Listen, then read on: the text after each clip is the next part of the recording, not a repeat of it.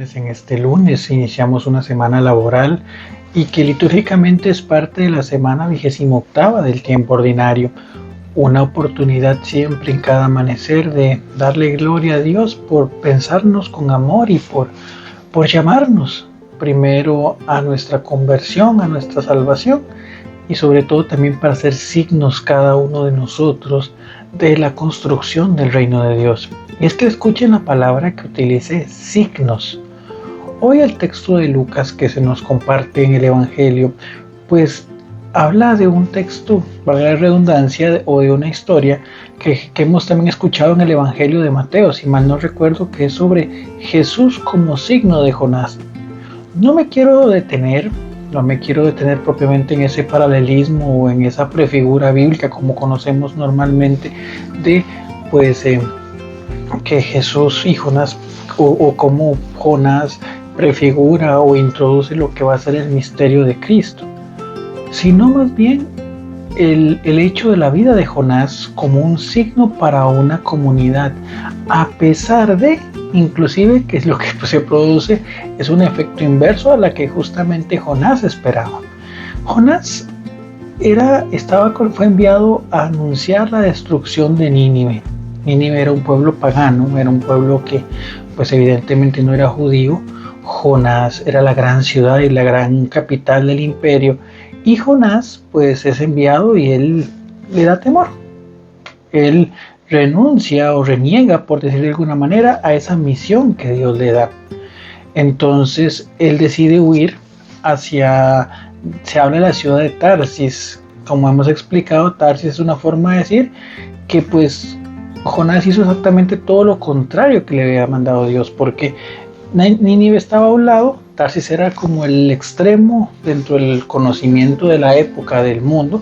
Tarsis era como la ciudad más alejada, completamente en sentido contrario de justamente Nínive.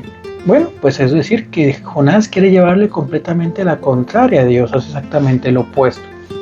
Se da la situación del barco, viene la turbulencia, el barco está siendo atacado y bueno, viene lo que ya sabemos, Jonás es tirado al mar por solicitud de él, con el objetivo de salvar el barco, y bueno, está 3 días en el vientre de un pez enorme que después lo escupe y él ya ahora sí cumple la misión propiamente de ir a Nínive. Lo importante de todo esto es cómo Jonás, o mejor dicho, en ningún momento del texto se nos dice ese gesto o esa obra portentosa. Jonás no vino a decir, vea, yo vine acá después de que Dios me salvó del vientre de una ballena o de un pez, como quieran verlo, y al final vengo para decirles que van a ser destruidos. No, el contexto de esa gran obra o de ese gran signo como lo es el del pez, en ningún momento se comenta. Simplemente el anuncio que tenía Jonás para el pueblo de Nínive, que era que en 40 días iban a ser destruidos. Y bueno, pues ante esa situación, empezando por el rey, que es el libro de Jonás, hasta terminando pues por el más humilde de los súbditos, hacen penitencia, usan saco, hacen ayuno, y eso logra, por decir en el contexto del Antiguo Testamento, aplacar la ira de Dios. Entonces, ¿a qué voy con toda esta explicación y lo que hablábamos sobre los signos? Es reflexionar sobre qué tanto nosotros nos podemos también convertir en signos de Dios. Así como nosotros hemos sido renacidos del agua del bautismo, que es justamente la prefigura que encontramos en Jonás, que sale del vientre de la ballena o del pez, como queramos decirlo, porque realmente en ningún momento dice que es una ballena específicamente. Y así como Jesús, pues pasando por la muerte, renace o resucita, y justamente en todo eso se nos incorpora ese renacer en el bautismo, ¿cómo nosotros como bautizados, cómo nosotros como llamados por Dios, nos convertimos en signos para la conversión de otras personas? ¿Cómo nosotros actuamos para que otras personas se acerquen a Dios? O más bien todo lo contrario, ¿cómo nosotros nos convertimos en personas que más bien alejan, que hacen que las personas no quieran buscar a Dios? Y eso pasa mucho, y es importante que lo entendamos. Los signos de Dios son aquellos que buscan animar, acercar, que obviamente en su momento les corresponderá corregir, pero a ninguno nos corresponde juzgar. Eso es lo primero que tenemos que entender en ese llamado que somos signos de Dios. Pero también, sobre todo, entender hasta qué punto hemos sido capaces de detectar los signos de Dios. ¿Por qué? Vuelvo al ejemplo de Nínive y Josué, y Jonás. Jonás en ningún momento habla del gran portento que Dios hizo en él. Pero el pueblo de Nínive, escuchando la voz de aquel que habla en nombre del Señor, obedece y se convierte. Nosotros muchas veces queremos vivir una religión muy laxa, muy de hacer lo que nos corresponde, pero en ningún momento tener una cierta o tener ese sentido de encuentro verdadero con Dios. Lo hablábamos ayer, lo reflexionábamos justamente. ¿Qué me enseña o a qué punto me lleva la Eucaristía? ¿Cuál es mi relación con ella? Voy a misa simplemente porque es la tradición dominical o de sábado, si normalmente usted va a la Eucaristía el sábado, pero de ahí, ¿es la Eucaristía verdaderamente un signo del encuentro de Dios?